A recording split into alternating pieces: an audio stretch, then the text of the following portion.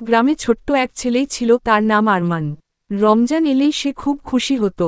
সকাল থেকে রোজা রাখত, যদিও তার বয়স মাত্র ৮। মা বলত, তুমি এখনো ছোট। কিন্তু আরমান জোর করে বলত, আল্লাহর জন্য আমি পারব। প্রথম রোজার দিন ভোরে মা তাকে সেহরিতে তুলল। ঘুম চোখে সে একটু খেয়ে নিল, তারপর নামাজ পড়ে আবার ঘুম। সারাদিন খুব গরম, বন্ধুরা খেলতে ডাকল, কিন্তু সে বলল, আমি রোজা রাখছি, এখন খেলব না।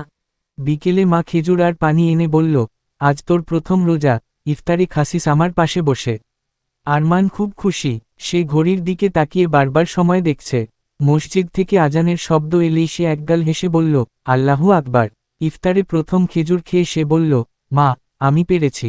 আমার রোজা পূর্ণ হলো। মা চোখ মুছে বলল, তুই শুধু রোজা রাখিসনি, নিজের